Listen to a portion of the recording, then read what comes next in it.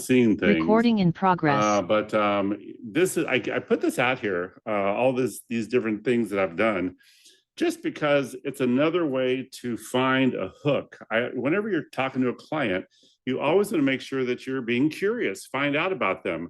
You know, if you're in their office, if you're in their home, look around on the walls, see what they're interested in, find what their hobbies, find out, anything that you can connect with them a little bit more than just life insurance, just retirement, just protection, just living benefits.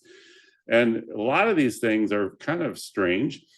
Scuba diving, Elvis Presley, all these are connections that you might find with somebody. And if you need us, if somebody needs a trainer, they're going to a lot of times connect with a different trainer because of the connection that they might have. Maybe they're military, right? Maybe they were from WFG and you want to find somebody that was also from WFG. So all these different things. But here's a list of other things that might connect. If you know somebody that was in pharmaceuticals or healthcare in general, somebody that was in real estate. I did real estate for a long time. So I'm showing you this about me because I want you to think about it for yourself and think about it for the other trainers that you are developing within your own team, so that you can start to put together a nice list of people that are going to connect with anybody that you have, right? All right, so anyway, moving on. Let's talk about the client. Let's see, I have made a little spreadsheet here. I have a client that she's 32 years old, and I saw the light turn blue, so I'll make sure that the camera is not like, zoomed in on my nostril or something and something strange. All right, so I have a client that she's 32 years old, lives here in California. She is a pharmacist, right? And she's a corporate pharmacist, and she makes about $200,000 a year. Her husband stays home with the kids. They've got a 1-year-old and a 2-year-old, right? So I've named them basically the 32-year-old, the hubs, Rugrat number 1 and Rugrat number 2, 1 and 2 years old. She has got some money. What I did was when I was talking with her and going through and pulling the information from her, and again, this was, I didn't get to this point with them until probably the third meeting. Okay, because the first one is just get to know them, start to talk about some concepts, and get them to want more information, being provocative in that 20 or 30 minutes that I met with them. The second meeting, we spent a good hour and a half talking more depth about the concepts and what we can do for people. And then after that, we started going into more of their specific personal financial strategy and talking to them about what we can do for them. And then she was starting to, at that point, tell me what she's got and actually give me statements, copies of her statements from retirement accounts, life insurance policies, all that type of thing. They're only 32 and her husband's 39, so I wasn't that worried about their social security statement at this point. Although that if there's somebody's later in life, 40, 42, and they've been contributing, I want that as well, because we want to be more holistic and talk about everything that they're going to look at when it's time for retirement. And frankly, Social Security right now could be an extra $48,000 a year, maybe even tax-free. So let's make sure that we're looking at all this stuff. So this spreadsheet, what I did is I put together basically a list of several different types of items, what they have that's taxed now. That might be, for example, they have bonds, they have savings. The Empower is just another investment account that's non-qualified. Okay. And if there's some new people here that aren't even licensed, I don't want you to worry too much about the details of some of the technical stuff we might talk about, but I just want you to be able to, and it just turned from blue to green. I think I moved my hands too much. That's the difference between when it's following you or not. Oh, okay. So I have to stop being so, stop moving. I'll put my hands in my pockets. Anyway, if you're new and if you don't have a license, don't worry about the details. We're going to look at some illustrations. I just want you to understand conceptually or high altitude the types of things that we can do for clients and the types of things that you're going to understand when you get through the certified training program, or maybe it's now going to be the qualified training program. and you get to the other side of that training program, you're going to be able to help people in all these different ways. Okay. So what I did is I divided up her assets into 3 buckets. What gets taxed now, what's deferred tax, and what's not going to be taxed at all. Okay.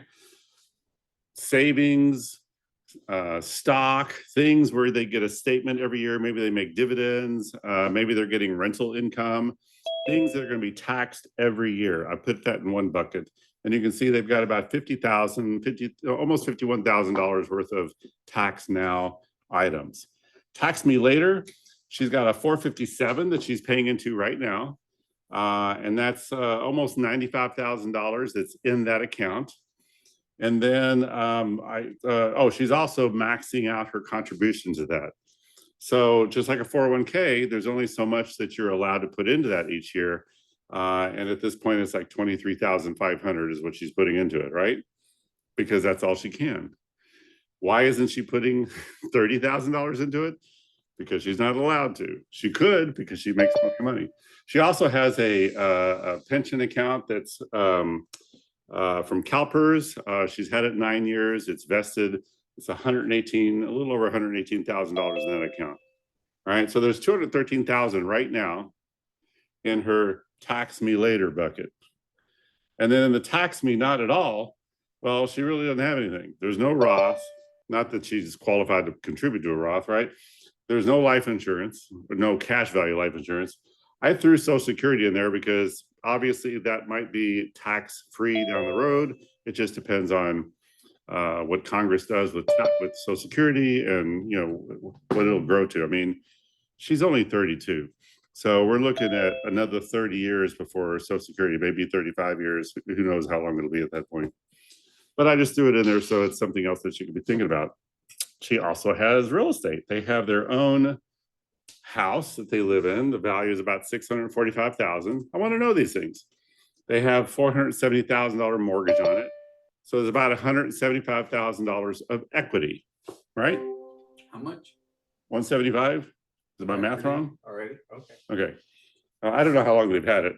I think they probably had it just under 10 years. I'm not sure. Anyway, they got 75,000 equity there. Oh, and they've got 42,000 in a 529 plan.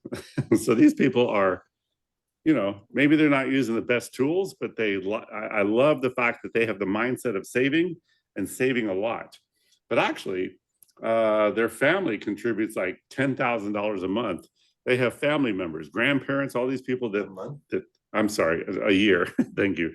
They have family members that toss in and contribute to the 529 at about $10,000 per child, right? They have a 1-year-old and a 2-year-old. So they're up to $42,000 already in 2 years. And they say it's for both kids. I need to look into that a little bit more because I don't know that you can use a single 529 account for multiple people. But I don't know. We'll figure that out. All right. So far, so good. We're just getting a map of where their assets are. Now, when I'm talking to them, I always have this conversation about, well, I want to know what their philosophy is. And a lot of times when I ask these questions, I'm going to get these different answers. Matter of fact, I think this is worth stop sharing for a minute. Boom, boom, boom. All right. Okay, so what I'm going to do is find out what's important to them. Are they looking for, when do they want to retire, for example? And what is that financial independence number to be?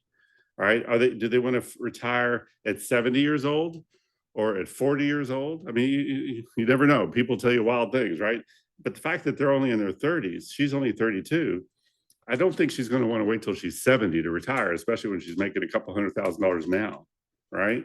So I want to know, when does she want to retire? Oh, and her husband's 39, so how's that going to play in?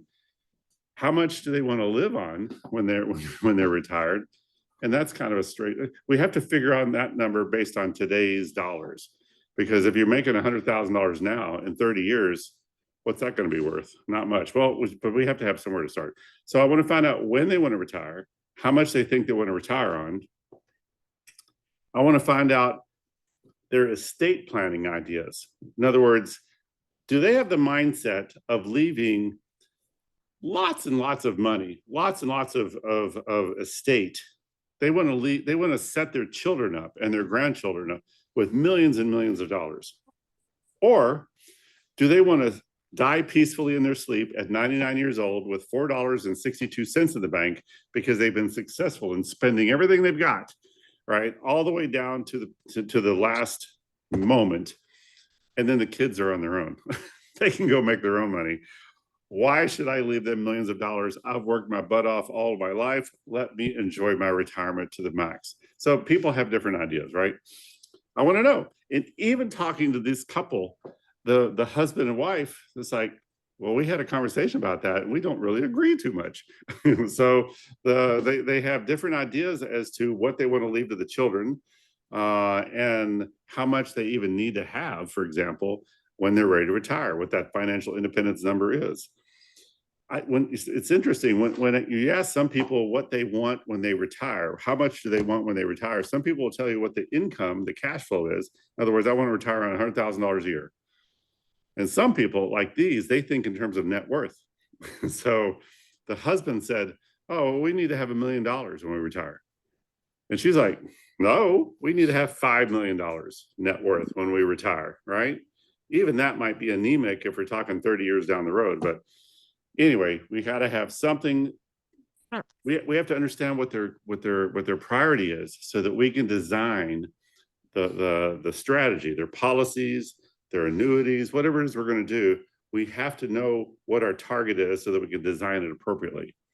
You know, so for example, if somebody makes $30,000 a year and they want to retire in 10 years and they want to retire on $200,000 a year, well, we have to bring them back to reality. Maybe they need to become a member, as a business partner as soon as possible, get their license, start working for us anyway, or working with us. But I want to know what their target is and what their goals are and what's important to them when it comes to estate planning and what they're going to leave behind or how much they want to spend. Some people are frugal and they don't need that much to retire on and they want to leave it all to the children. And like I said, some people don't, kids can make their own. All right, so does that make sense so far? Everybody good? All right, all 3 people online. Oh, there's 22 people, okay. So let me go back to the spreadsheet and I'm going to show you my first draft to them as to what I thought that they might consider. So at this point, it's all been information gathering. And then the next meeting was giving them some proposals. And I knew the proposals I was going to give them was not going to be the final proposal, right? The bigger the deal, the more complicated the deal, the longer you're going to have to spend. The sales cycle or the amount of time that you spend with them is going to have to be longer. We can't have commission breath running in there trying to, put them into a policy immediately. People like this need to be more finesse. You have to take some more time and make sure that you're addressing all of their priorities and concerns and fears. All right, sometimes you'll dig out the fears. All right, okay, that makes sense. Let me share my screen again. Start broadcast, boom, boom, boom. All right, back to our nice little spreadsheet. Okay, is the video still working when I hide it off the screen like that? You can see me in the little, okay. All right, not that you need to, but. So I made another spreadsheet, tab number 2.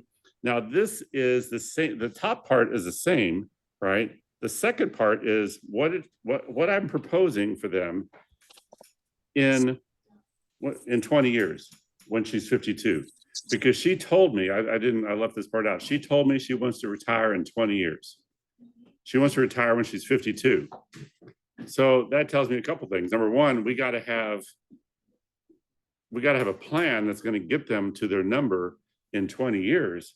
And the second part of that is you can't really draw money from a retirement account like an IRA, 401k. You can't touch that until you're 59 and a half without getting penalties, right? So we got to have some type of money to bridge her from 52 to 59 or 60. And then at that point, we can start taking money from the retirement accounts. Does that make sense? So that was my thought. All right, so on the tax now, I just left that the same. But deferred, all right, where are these numbers coming from? And we're talking concepts right now. We're talking concepts. We have a third product here. So take a look at this. I'll come back to the IRA. The 457B, before that was 94,000, and she was contributing 23,500 to it. Now it's at 304,000, but she's not contributing that anymore. So what I did was I used a calculator, just a regular 401k investment calculator that you can find anywhere, calculator.net, I think. And I put in her current value, and I just projected it out without any more contributions, and it came up with that 304. Okay, let me go back. Let me step back even further.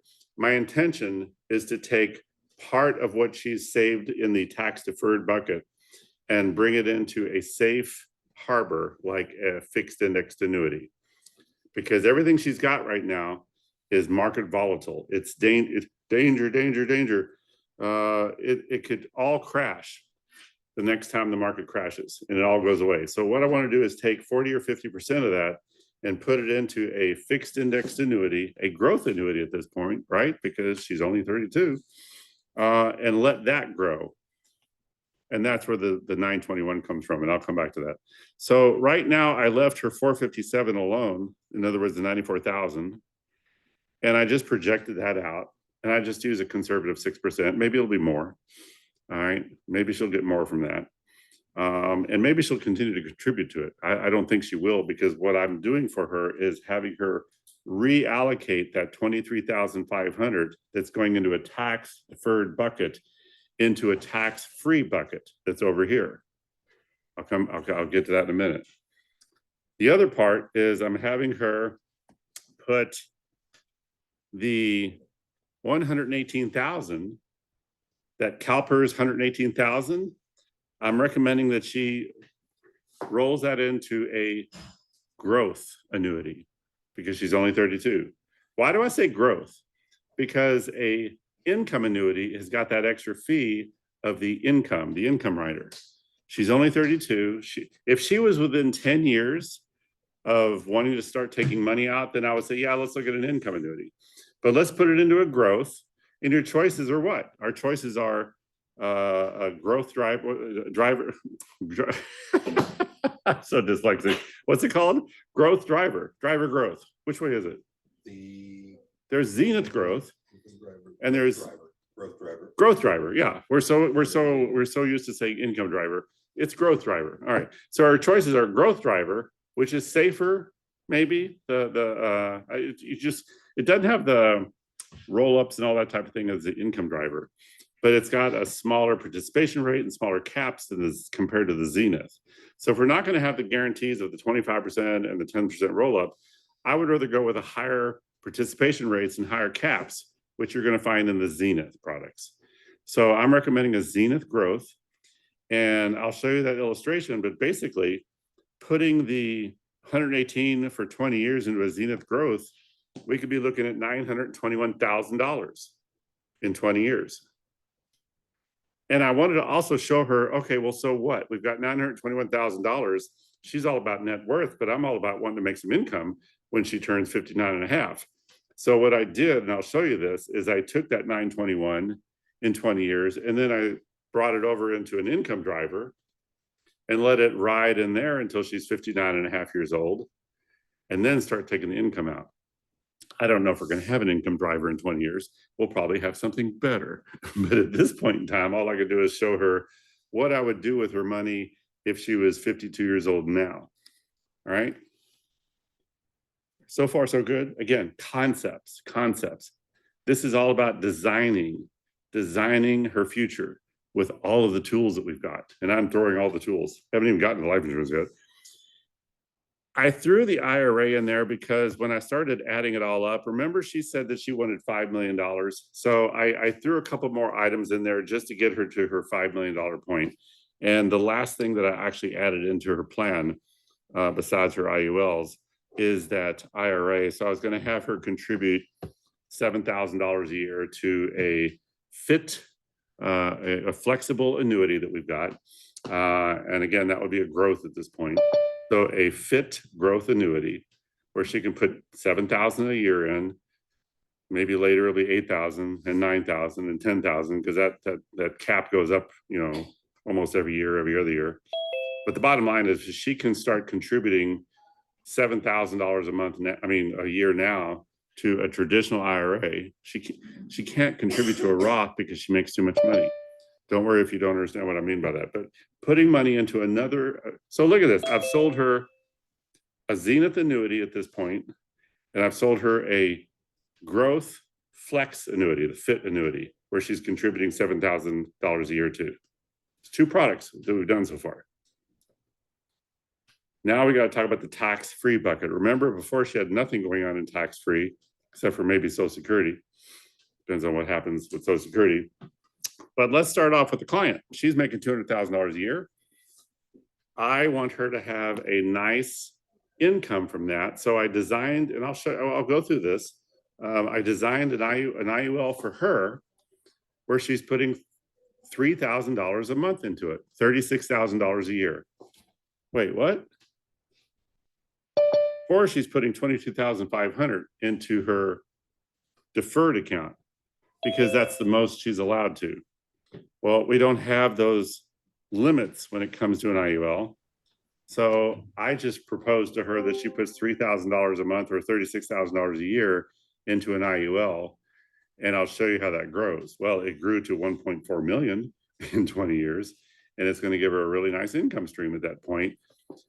And the income stream I'm looking for from the IUL is from 52 years old to 60 years old for 8 years.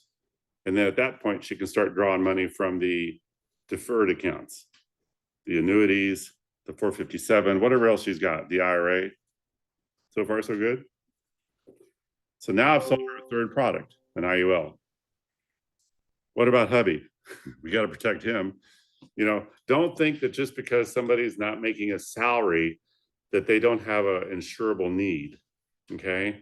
The insurable need for a stay-at-home husband or a stay-at-home mom is going to be, what's it going to cost to replace that person if they're gone, right? You take away a stay-at-home, a high functioning stay-at-home parent, and now suddenly you got to hire a nanny, you got to hire, a cook, you got to hire a driver, whatever it is, depending on the lifestyle that you live. There's a lot of things, a lot of people that you have to employ to replace that spouse that was a stay-at-home, right? So there's always going to be a value that we have to, and that's going to be more of a personal decision.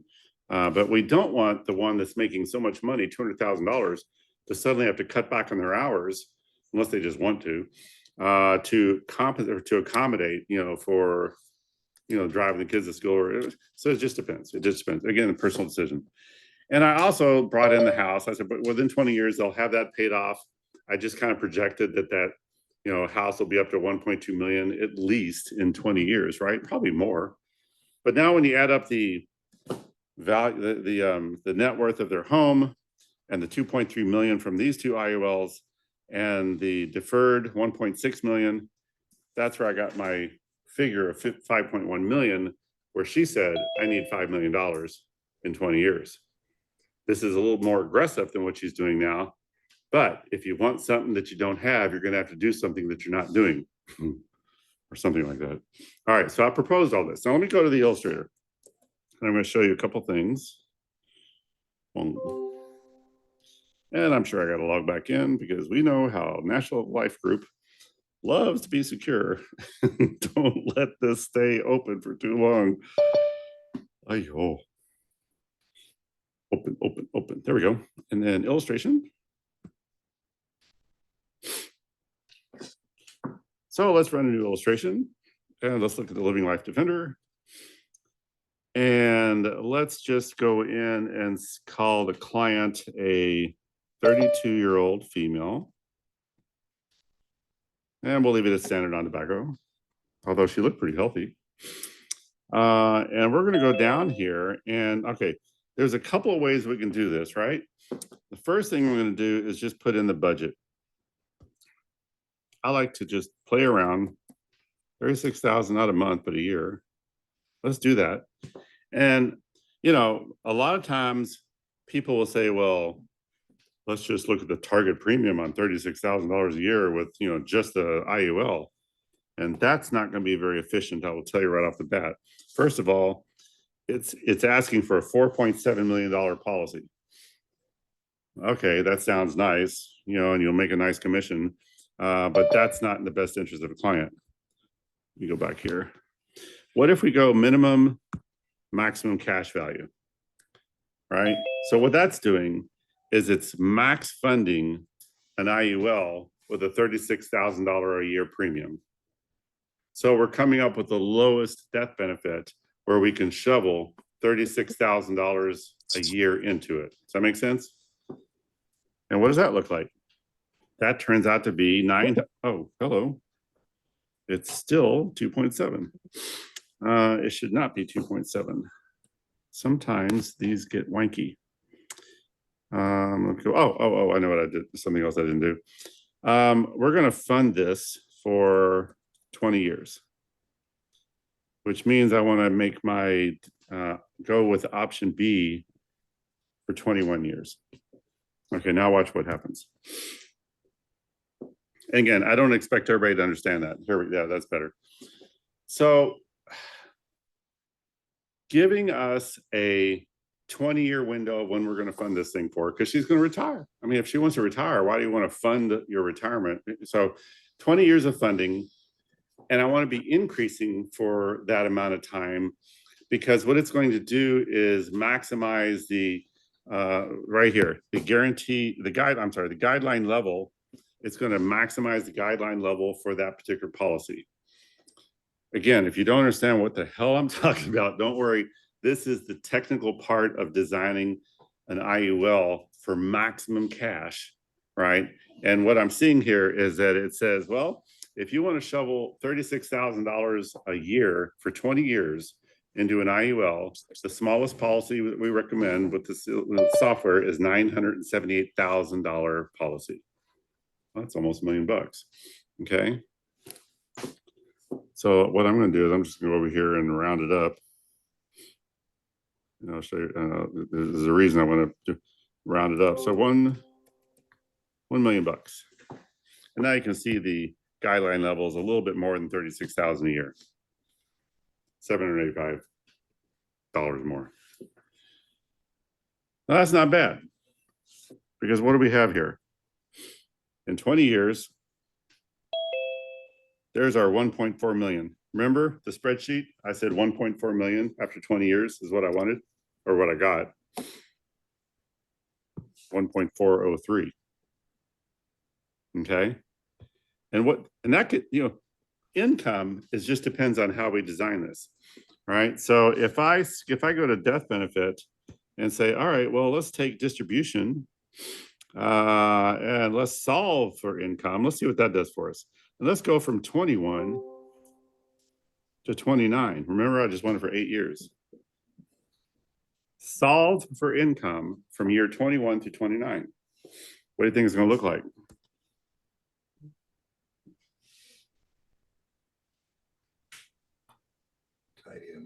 Ayo. What does she make now? 200,000. What's that going to give her for 8 years out of an IUL? 200,000. Tax-free. Tax-free. That's right, tax-free. If you consider her taxable income right now, what tax bracket is she in? I know it's a blended tax rate, and that's really starting to get out in the weeds, but let's just say it's 25%. I know it's probably not 25% because it's blended, but 25%. So if she's paying 25% taxes on her 200, what does that leave her with in the bank account? Not counting all the other fees that comes out. 150. 150 is what she actually takes home after all those horrible taxes. So maybe we don't need 200,000. Anyway, keep that number in mind. 150 probably is more of the target in today's dollars. But there's a beautiful 200, and look, the policy keeps growing. By the time she's 90, it's over $5 million with $5 million in cash that's grown back again. Pretty slick, huh? But this is what I came up with. This is what I proposed for her. And I don't think I need to go any further on this particular IUL. Let's go back to the spreadsheet. When I showed her this, she says, okay, that's pretty impressive. I like it. But what about the children? It's all about the children. Let's talk about the kids. So now we talked about the concepts. Back to this. I think it's important. Admit Nina. Okay. So now I've given her, and I threw in her husband's IUL as well, because that was another, to get to that number that I showed you on the spreadsheet, it was another $25,000 a year for him, because he's a guy, which makes it more expensive. And he's 39, which definitely makes it more expensive. She came back and said, what about the children? And we started talking about the children. And we started talking about ownership, how she owns the policy. And this is her money as well, and she controls it. And I always tell the story. I said, well, you're going to fund this thing, and you're going to own the policy, so that later, when the child turns to an adult and she's 20 or he's 22, they're actually both boys. When he's 22, 24 years old, and he starts dating some girl with lots of tattoos and piercings. Not that there's anything wrong with tattoos and piercings, but maybe she's not the best influence, and maybe he doesn't need to have access to all that cash until he's demonstrated that he's responsible. Anyway, you get the idea. So this is her policy, and she likes the idea that she's got control, or she can actually even pass ownership of the policy to the living trust, or there's so many different types of trusts that she can put it in. Anyway, so we started talking about the numbers. Well, what if this is my money, if this is my policy, can I just fund theirs more aggressively so that I can use that for my retirement? I'm like, absolutely. In fact, that might even be a better idea, because why would that be? The child's policy at 1 year old, what's the cost of insurance of that compared to a 32-year-old? Smaller, all right? So if you're putting that same $3,000 a month into a 1-year-old's policy, and we can do that with PFA. They can't necessarily do that. Anyway, if you're putting that much money into a juvenile policy of 1-year-old, it's going to grow a lot faster and a lot better, because the cost of insurance is a lot smaller. So more of that premium, more of the savings is going into the index accounts. And we see what the S&P 500 has been doing lately. And in the next few years, it's going to just crush. We're going to make so much money. So anyway, that's the next design. So that's where I'm actually at right now with this actual client, is I have to go back with her in a few days and give her the next proposal. And that's what I want to do tonight. If I used up all the time just giving you the background, but it's, so far this is useful, right? I mean, it just shows the mindset of what we could be doing for clients. It's not just getting in there and selling them a $1 million policy. Certainly we're going to sell some $1 million policies here, but it's really more, like I said, more of a holistic approach as to how we can help people with a tax-free retirement strategy. And I always quote other people out there. I'll send them videos. I love David McKnight, The Power of Zero. He wrote the best-selling novel Power of Zero, and he talks about the 6 different ways to achieve a tax-free retirement strategy. And one of them is definitely the IUL, right? So I'll reference that, and I'll send him a video on it, and I'll reference Ed Slott. Ed Slott is a CPA. He doesn't sell life insurance.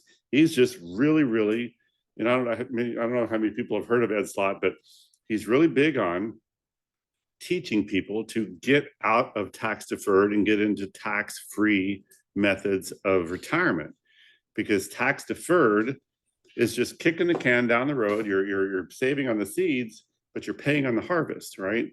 So I love using other videos like this to further substantiate, that's not the word I'm looking for. Anyway, to give more credibility to the plan that I'm giving them, right? Okay, so let's go in and take, so first of all, let me go back to the spreadsheet. Share screen. Oh, here's one more thing she told me. Let's start off with a budget of $3,000 a month. they were putting 22,500 in. And now after what I've shown her, she wants me to give her a new proposal that's going to cover all 4 family members, husband, wife, and 2 children, with a budget of $3,000 a month. And I'm like, I should have shown her $4,000, $5,000 a month because she can afford it. But anyway, it just goes to show the power of just the power that we have to make solid recommendations. And before, she's only doing 22,000. Now she's going to 36,000 a year because of the power of an IUL and the power of the annuities. Okay. All right. So let's go. Let's just add on here. So we've got a $3,000 budget, and we want to come up with mom, dad, Rugrat 1, and Rugrat 2. Oh, okay. I didn't claim to be able to type. There we go. Okay, so that $3,000 somehow needs to be allocated. Now, what are we thinking here? There's 2 parts to this, because we haven't even talked about living benefits. When they start getting into these large policies, I'm not gonna worry about living benefits. It's gonna be there. And I'll show you that with the illustration. But there's cash and there's coverage, because let's talk about mom, right? She's making 200. And if something, God forbid, happens to her in the next few years, and those children are only 3, 4, 5, even 10 years old, where's that income going to come from? How is it going to be replaced? That's exactly what life insurance is for. If you die too soon, remember?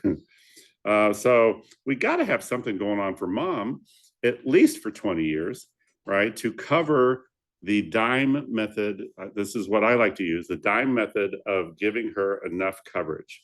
What's dime method? DIME.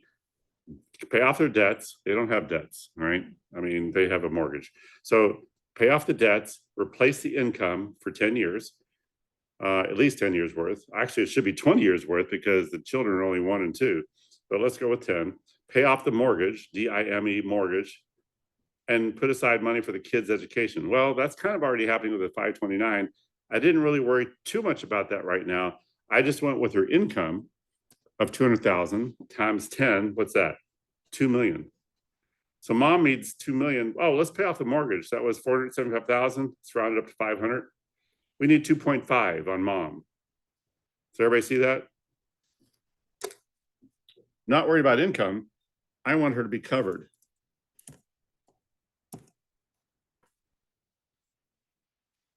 Dad, I don't know. I should have asked what he did before, because if something happens to mom, he'll probably go back to what he was doing before. And maybe that was an engineer. Who knows? That's a good question.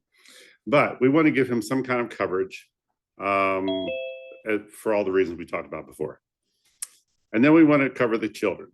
And now the children are the income producers, right? We're going to design one or both of these children's IULs to generate that money that they need for 8 years.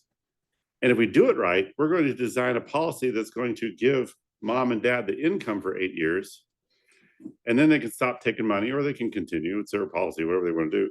But let it ride. Just stop taking money out and let it ride, so that now later in life, the child can use that money to buy a house, start a business, retire on themselves, okay?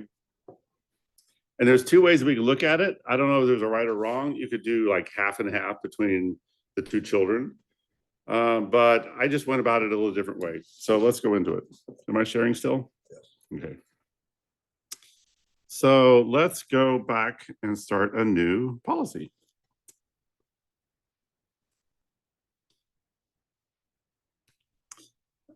You know what? It's 1/4 In the spirit of time, I'm going to go and bring up the ones that I've already created when I was playing around with this. $200,000 client. So this is mom. And I'll just show you what I did. And I'm using some tools here.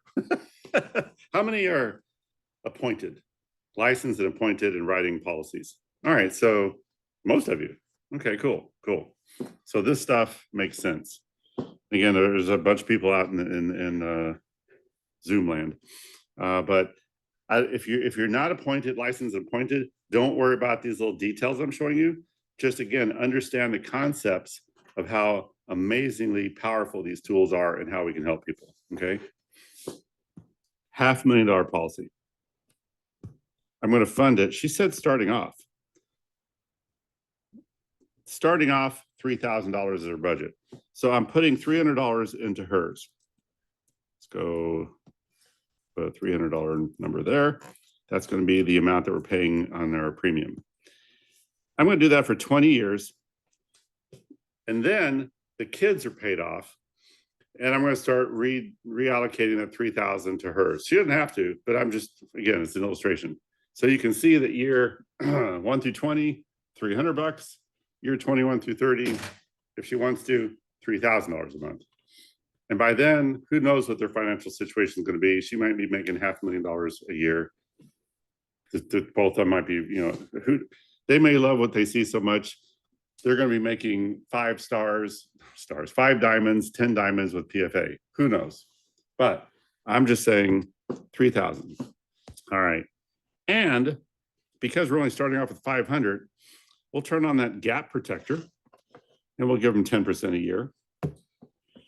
And what about over here? There's some tricks and tips that we can do over here.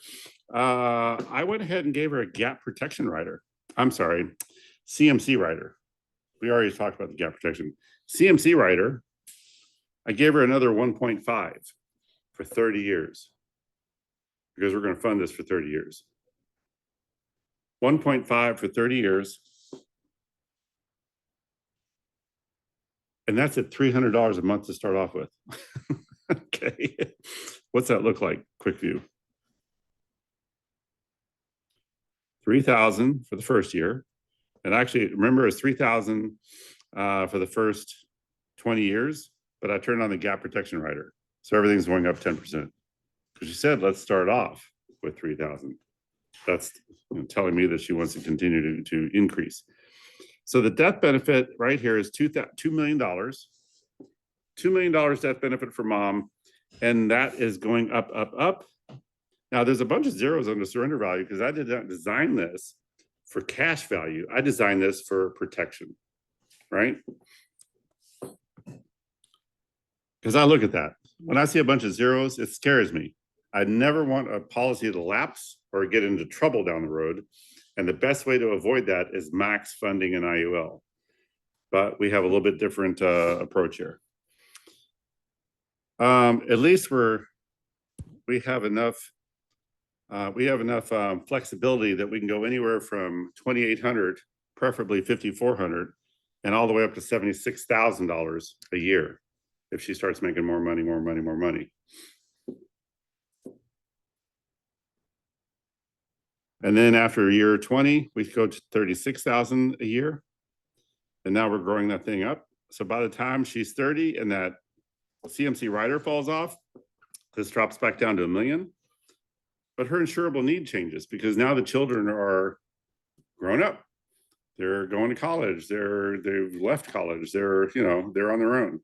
So the insurable need is not quite as high after the kids are gone. Now it's more about protection, living benefits, retirement. Okay, but this is only one of 4 policies. And if she just lets it ride, by the time she's in her 80s or 90s, this policy is back up to $4 and $5 million. We covered her in the early years, and we gave her a legacy to leave behind in the late years. And if something happens in the middle, she's got plenty of living benefit. Plenty.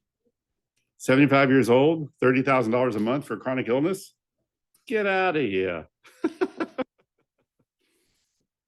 She should be fine. All right, so that's mom. Let's go back and see what else we did. Go to cases. I should have done this in hubs. I think that's what I call them. Yeah, hubs of 200,000. So this is the hubs, the hubby, the husband of her. And what did I do with him? He needs to have something, but again, just a baseline of somewhere to go. I started off with $250,000 because I'm trying to keep within that $3,000 budget, but I really want that income. So I want to punch a lot of that 3,000 into the children because it's all about the children. All right, sorry. So 250,000 with a 10% gap protection rider, $300 a month on this guy for 20 years. Pretty straightforward. There's no CMC rider because I'm not trying to do anything fancy pants with him. So when you look at the quick view, it starts off at 250 with a 300 and a gap protection rider. It just increases. By the time 30 years rolls around on him, you know, he's up to $850,000. Now they could put more in if they want to, but I just wanted to have some kind of protection to cover just in case daddy goes too soon. And, you know, he can have some living benefits as well. Not as aggressive as mom's. And maybe he's the one that needs more aggressive living benefits. So we can have a conversation about that where they can be funding this a little bit more aggressively and getting into more than $3,000 a month total budget. All right, so that's what I did for dad. What was that? 300. Let's go back to the spreadsheet. 3,000 was the budget. How much we got left? 2,400. There you go. 2,400 is what we have left to play with. Let's go find a child. Let's see, go to cases. And hello. It's an iPad. Rugrat 1. While we're at it, let's just go to cases and find Rugrat 2. All right, so now I've got all these open. Rugrat 2. Let's look at Rugrat 2 first. This will be the lesser child. You know, everybody has a favorite child. They just don't want to admit it, right? So Rugrat 2, this is the older one. This is the 2-year-old. He's 2 years old. He's so much trouble. The other one, the 1-year-old, she's so cute. And this is our favorite right now. So I'm making a little bit of joke, but I'm not too far off the truth. All right, so this client is 2 years old. And what am I doing with him? I am giving him minimum death benefit, maximum cash value, right? And I'm starting off with $100 a month for the first 10 years. And then I'm going to kick it up to $500 a month from 11 to 20. All right. This will give him, you know, for most children, this is a nice little policy. Now, it's not $1 million policy. Like I know you guys want to do for every child. Everybody gets $1 million. But if I make everybody $1 million, we're going to bust over the $3,000 budget. So what happens is we're funding this and we're only funding it for 20 years. And by the time he's in his 50s, this thing's over $1 million. Right. And if we look at living benefits for this child, lots of living benefits. So it's a small policy to begin with, but he's only 2 years old. And by the time he gets to this age, $30,000 a month for chronic illness, $1 million, $1.5 million. All right. They can put more in if they want to. But I want everybody to have a little bit of love. And this is Rugrat number 1. I'm sorry, number 2. Now let's go to our favorite child, Rugrat number 1. And this is the one where I want to shovel the money into. Oh, what did we put into number 1? $100. All right, so that's, whoops, 100 on this one. So what's that leave us? We got 3, 6, 700. That leaves us 2,300. What do you think we're going to put into Rugrat number 1? All right. I did 2,400. You know what? Sometimes you got to push them a little bit. I want everybody to have something, and I didn't want to cut everybody short. So she said budget is 3,000. I'm going to ask for 3,100. All right. Now I'll show you if we go to 3,000, it'll make it a little. But I went to 3,100. In other words, I went to 2,400 on him because of what? I want a certain income by the time she gets to 52 years old. Now I'm going to go over here to the riders. And you can see that I've got another rider on here, but I'm going to remove that because I want to show you the problem I had.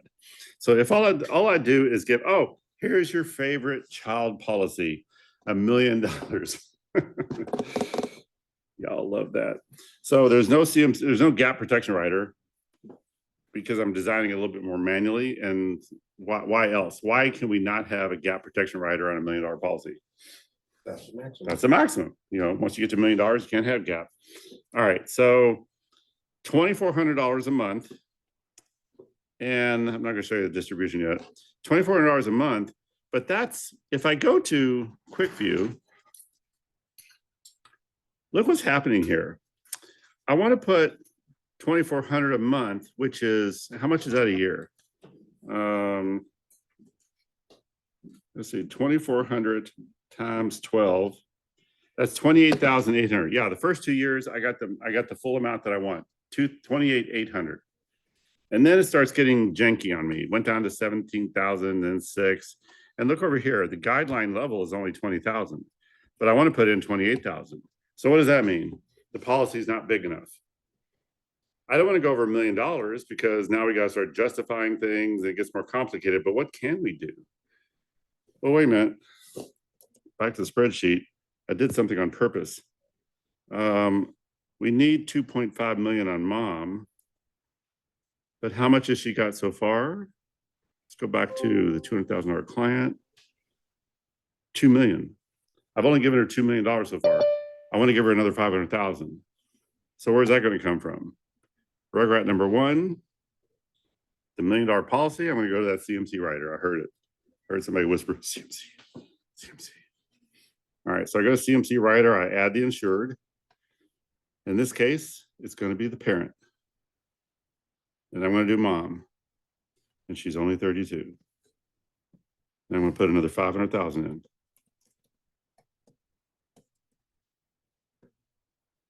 I love CMC rider. If you can embrace the CMC rider, you will make millions and millions of dollars in this business with this company. You will make millions and millions of dollars if you just learn everything about the CMC rider and how we can apply it, especially to people that have a lot of money. All right, look what happened. Our guideline went from 20,000 to 43,000. That's a big bump. Now look what it lets us do. When we look at the table, it doesn't get weird. It lets us put that whole 28,800 every year for 20 years. All right. Now, I could say solve, but we're running out of time. I could say solve for income from years 21 through 29. But what did I really want? Remember the tax? They're making 200,000 now. I want to show her that she can make the same money or more off of Rugrat number one. $150,000 a year, tax-free. 150. Why? Because Rugrat number one has a bunch of money in that policy, $1 million, and the policy's value has gone up to 2.5. Why is it only $1 million? And when I did the same funding, no, wait, I didn't do the same funding. I did 36,000. We're only doing 28,000. So it's only $1 million. But with that $1 million, we can still pull $150,000 a year for 8 years. And you can see that the surrender value goes right down to $24,000. I used it up as efficiently as I could with the money that we're putting into it. Now, if I only put in $2,300 a month instead of $2,400 a month, I would not have hit 150. So I was really wanting to hit that 150 because that's an after-tax number of 25% tax bracket blended, blah, blah, blah. If they want to put, once they see this, they're probably going to want to spend a little bit more money on these policies because they're going to see, oh, God, we're almost there. We just need to spend a little bit more. They may spend 4,000 a month. They may spend 5,000 a month. I don't know. We'll see what happens on the next appointment. But watch, we're not finished. $150,000 a year. This is for the parents, remember? This is the child's policy. The child is 1 year old, and we're going to exploit this. No, we're going to use this child's policy to fund our own retirement. 150,000 times 8 is what? So you do that math in your head real fast. That's 300 times 4. That's 600 times 2. That's 1.2 million that they've taken out in those 8 years. 1.2 million, and they put 28,000 a year in for 20 years. But at the end of that 8 years, that child's policy is still 3 million, 3.1 million, 2.7, then it goes to 2.9, 3.1. What if we let it ride? What do you think the retirement can be for this child later in life? We don't put any more money into it. We just let it grow. Because remember, we're taking it out as a loan, so the cash value stays intact. We're using a participating loan so that we get to enjoy the, okay, we're supposed to learn about indexes tonight. So I'm going to give you a little bit of index. When you take a loan out this way, you're paying for that 4 or 5%, whatever it turns out to be in 20 years, but you're still getting that same money, that 150,000 every year is still in the indexed account, receiving the same S&P 500 interest on that index. Okay, we have 4 different types of loans right now, and they're all a little bit different, so you need to understand that. But when you maximize this, the cash value is what's getting the interest, even though the surrender value is taken down to almost zero, 24,000. So you can see the surrender value goes from 24 to 62 to 87 to 114 in just a few years, because it's the interest coming from the cash value that we're enjoying here. At the age of 55, I basically put in there, give me income, solve for income this time, solve for income from 55 to 95, 40 years. 40 years of $356, almost $357,000 for this brat. $356,000 for 40 years off of this same policy. You got to believe that Rugrat number 2 is going to have some psychological issues when he sees what now we can do the same thing for him. I just want to be able to come in with, it's almost a takeaway. You come in and show how powerful this is for one child, and I'm almost ignoring the second child. I'm just barely giving him a policy. Well, they're going to want to come in and do something special for him too, right? I got the feeling once I've done this, they're going to say, oh, this is great, but I don't want to give up the 150 and I don't want to give up all this. Let's just add some more budget to the other child. And the husband, we don't care about him. No, that's not what she's going to say. But look at this, 356,000. And by the time he's 90, 96, he's taking out all that money. All right, in your head, Brad, 356,900 times 40 years. A lot. A lot. It's a lot. 2.5, that's over 14 million in my head. In your head? All right, let's do some math. Your head is amazing, but 356,907 times 40, 14 million. Over 14 million. Computer breath. All right, 14 million. Again, keep in mind, we only put in 28,000 for like 20 years. And then we took out, 150,000 for 8 years. And then now later, the brat gets to take out, what happened? I hope. There we go. The brat gets to take out 356,000 for 40 years. And then after that, the policy for the grandchildren is 10, 14, 20 million, depending on how long he lives. If he dies peacefully in his sleep at 99 years old, over $20 million will go to the grandchildren. And that's after taking all that money out. Can I hear ayo? Ayo. Ayo. Taking care of 3 generations. Pretty. All right. So, there's chatter. Ed Slot, bro, thank you. So bing, bing, bing. Okay, so that's what I'm going to propose. $3,100 a month, and it's going to crush their income. Oh, I didn't show you the IRA. So we're out of time, but keep in mind that I took their 118,000 and put it into a Zenith. I'll show that to you. It takes 5 minutes. Do we have 5 minutes? If somebody needs to go, you can go. Yeah. See ya. Wouldn't want to be ya. All right, let's go back here. Let's go home. Let's start a new illustration.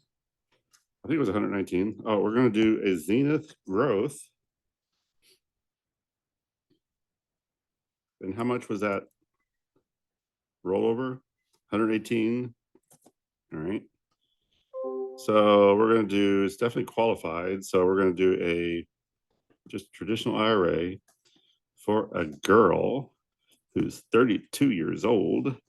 And we're going to fund it like this. 118, bong, bong, bong. This is a single premium annuity, which is the underlying fund for the traditional IRA that we're going to sell her. Single premium annuity. That means we're only funding it one time. Get out of here. You can talk to them about rates and strategies and all that type of thing. I like to start off with an aggressive rate. So I'm going to do S&P 500 boosted. And then I'll talk to them about fees. And I'll show them the difference between with and without the fee and how much money they're going to net out after the fee. But at S&P 500, the biggest risk they've got with this growth annuity is the possibility that it's a down year. They don't make any interest and they're going to pay a 1% fee. Well, you know what? If they roll that money to a financial advisor who's all about assets under management, maybe they're going to do, this, whiz bang product, money management account or, some type of fidelity account or what, they're typically charging 1% every year for the assets under management. We're risking 1% for the year that's upside down. The S&P 500 is upside down.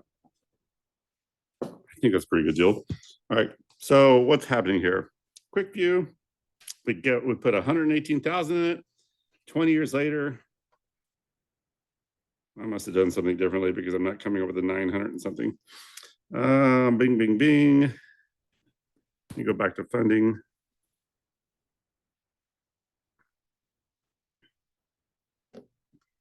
You know what? I think I actually went with 50 here and 50% here, a little diversity. Let me go out 20 years on the, yeah, there we go. That's what I did. I gave these different indexes. I did half into the S&P 500 and half into the global balance, which is a market volatility, but it's got pretty good results as well. But again, they can go with whatever they want. You just have to explain the indexes. And next time Jack's in town, maybe he'll go through the indexes, which is what tonight was supposed to be about. Anyway, so now in 20 years, we've got that $921,000. And $921,000 was the growth annuity, the Zenith, that I just created by rolling over 118,000, right? But I wanted to show them also what happens if you put this into so 921, let's go home. New illustration. If she was 52 years old today, we'd probably put it into an income driver. This is qualified. She's now 52. This is how I demonstrate to them. I'll grow it for 20 years, and then I'll do an income annuity, and I'll make her 52 years old. She looks great for 52, by the way. But 52, and now how we're going to fund this thing is $921,000. Whoops, here we are. 921, 1, 2, 3. And we're going to, I'll do the same thing, 50 and 50 and 50. There we go. And we'll give her the bonus. And when are we going to start taking money? Let's start taking money on year, what's it going to be? 8, 9, something like that. If you don't select the year, it'll show you at Yeah. each year. Yeah, that's true. Let me go out 16 years and then you can see what it looks like. Good point. Quick view. Well, there's our favorite annuity because 921 turns into a benefit base of 1.2 million right off the bat. And it grows and grows and grows, and I can't see the year. Here we go. So you can see that in 8 years, That's up to $96,000 a year.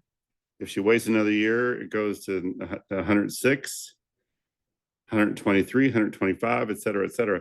So depending on what else they've got going on at that point, if they let this sit in there for 16 years, they can start taking $134,000 a year out of this income annuity for the rest of their life.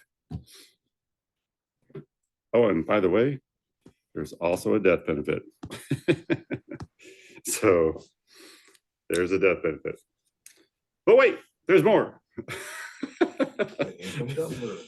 Well, not the income doubler. I'll show you one more product, because remember on the, and I don't know if they're going to do this now. They might not do it now.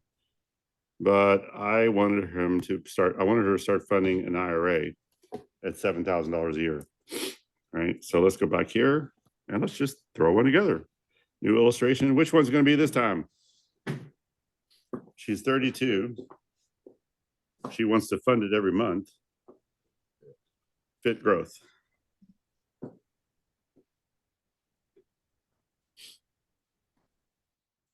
She looks fabulous for 32, by the way. All right, here we go. This will be a qualified, because we're doing a traditional IRA. Hello. And for that matter, I just did one a week or two ago. She could set up a custodial IRA for Rugrat number 2 because he's feeling left out. He doesn't get the big numbers. We could do a custodial IRA as long as she demonstrates that he's making some kind of income at the age of 2. Now, I don't know what kind of income a 2-year-old could make in the family business. Maybe, I don't know. I'm not going to get gross, but you just keep in mind that the actual custodial I did was for a 12-year-old. And she's part of the family business. She can, stuff envelopes, and she can, there's all kinds of little 12-year-old jobs that people can do. And then you can pay them $7,000 a year, right? That's where the income comes from. And that's something your CPA needs to know. But just getting back to the normal stuff, let's fund this thing. We're going to put in $7,000 a year. And I know it's going to go up. It always goes up, right? But let's do $7,000 a year for 5 years. And then let's do, what happened? Add row. Let's do $8,000 a year for 6 through 10. And I'm sure Uncle Sam's going to let us put more in after that. Let's do 9,000 a year from 11 through 15. And then let's do, and this is all projection. Let's do 10,000 from year 16 through 20. We're just going to fund it for 20 years. Now, you could just do 7,000 a year for 20 years if you want to. I'm just trying to be a little anticipatory. Is that a word? All right. Let's go down here and do the same thing. We got a little bit different indexes, aren't they, with this product? But we do have S&P 500. We got Rate Boost. We got S&P 500. The boosted version is right up there. And you can, it's easy to go to it because it's got the charge right there, all right? So let's do 50% there. And that global balance rate boost point to point is right there. All right, just to be consistent. And that's kind of all we have to do. For growth, there's not a lot of options. And if you didn't use the boosted indexes, it would be completely fee-free, no fees. No fees. No fees. If you did, no fees. Free. No risk. No risk. No fee, no risk. No brainer. No brainer. Exactly. Thank you. What's his name? Steve? Phil. Phil. There you go.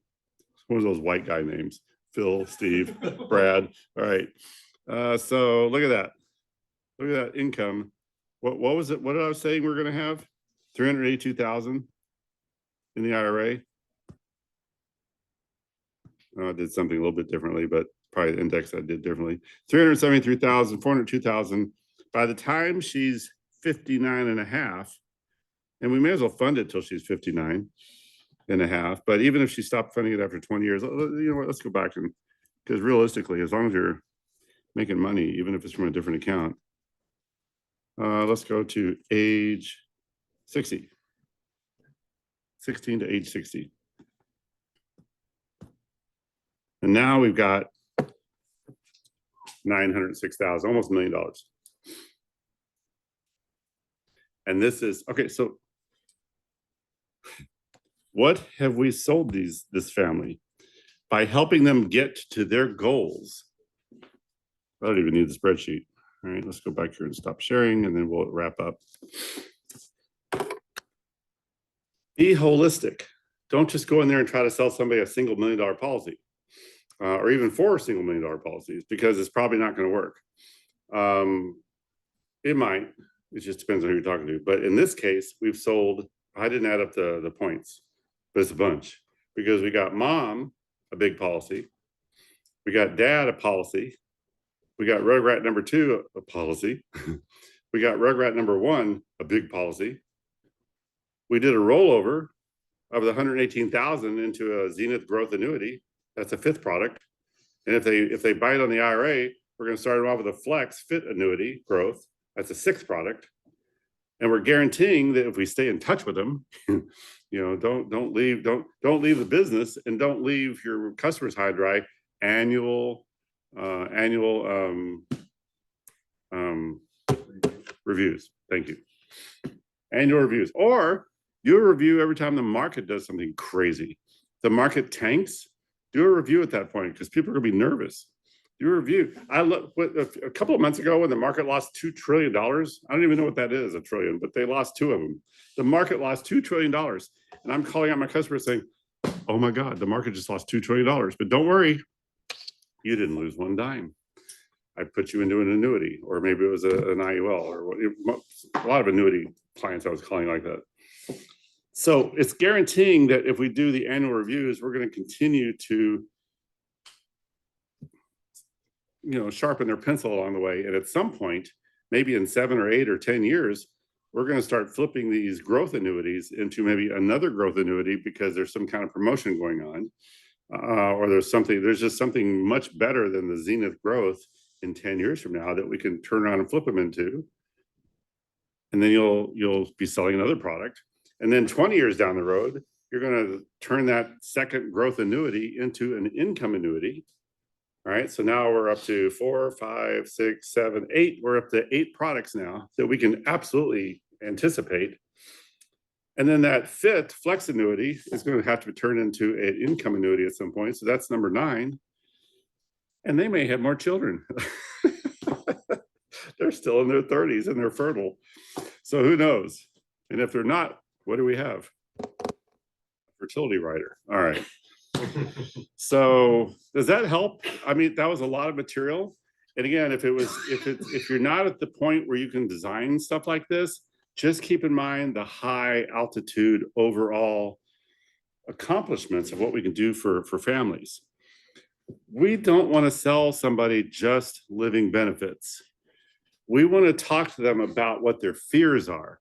They have a grandparent that's got Alzheimer's, and they're worried that they're going to have to, if mom has that problem, they're worried that they're going to have to quit their job, move across the country, take care of mom, lose their income, lose their lifestyle. Whenever there's a problem with long-term care type of issues, including Alzheimer's, yeah, the patient is having issues, but the caretaker typically also has a very big problem, not just financially, but it's stressful and their health is reduced. So these are the things that people are scared about and worried about. And these are the problems that we can't fix the problem, but we can fix the financial side. We can give them solutions so that they can just spend quality time with their family, if that's what they're worried about, and the money will be there. They don't have to worry about quitting their job because there will be income replacement. So talk about what are they afraid of? What do they really want? What's their priorities? Take whatever they want in life, right? Whatever their dreams are, take their dreams into your own heart and then put together a plan as if it was your own. And they're going to love you for it. And the referrals we're going to get, you may be worried about, some of those are small policies. Some of those are big policies. And the referrals you get are going to be even more, it's going to be huge, just huge. All right, I'll shut up. Any questions? Questions at all? Thank you. I have one question. I just want to ask. I see that this meeting is being recorded. No questions. I put everybody to sleep. Okay. All right, Hello, can you hear me? at the end, Yeah. where I quit, I said I'm No, finished. What you said about Pablo raised his affecting hand. people's. Oh, yes. We're not here, we're not selling insurance. Yes, we're selling insurance. We're taking care of people's, we're alleviating, we're giving people peace of mind so they don't have to worry so much about what they're fearful about. And and part of that fear is just income. Part of that fear is, how am I going to retire? How am I going to get to $5 million net worth? It just seems so crazy out there, you know, for some people, but we can show them how they can get there. We're selling, we're helping people with their dreams. And sometimes we're helping them to start dreaming again. Some people get, you know, a little bit older and they just get into the grind, especially if you're commuting in this LA traffic and you forget how to dream, right? What kind of life do you want? I talk to people about their retirement. You know, when you're retiring, whether it's 52 or 72, I cut retirement into 3 parts. As soon as you retire, you're in your go-go years, right? You want to go skiing, you want to go traveling, you want to climb some mountains, and then you get a little bit older, and now it's the second part of retirement is your slow go years. Maybe now it's more pickleball or playing golf, right? Things that you can, you know, do when you're in your 70s or 80s. And then after that, it's more of the no-go years. So now you're just sitting on the front porch with your schmoopy, holding hands on the rocker, looking at all the grandkids, all 14 grandkids and the 32 great grandkids playing in the front yard, climbing the trees. These are how do they envision their retirement, and what would they like to be doing, and how are we going to fund it? And that's what we can help them with. All with a miserable life insurance license. Isn't that amazing? And you only need a 60% to pass in California. Can I get an IO? All right, that's it. Somebody, there's a chat. What is that? Pablo wants to know how to access the recording, and I'm asking him one-on-one to share his contact information, which will Oh, I save the see. chat.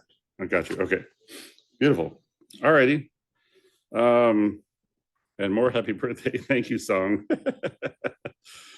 It is a happy birthday. You know, I couldn't be more excited to have this kind of opportunity to work for people and share with y'all. But anyway, all right, well, let's take a picture. Oh my God, I have to take a picture. This is the part I'm bad at. Did you take a screenshot of the people that are online? Yes, I did. Did people online, do you want to like turn on your camera so we can get a nice picture? Let's see here. Here we go. Boom, boom, boom. All right, go ahead and call it out. Oh, I'll even turn mine on.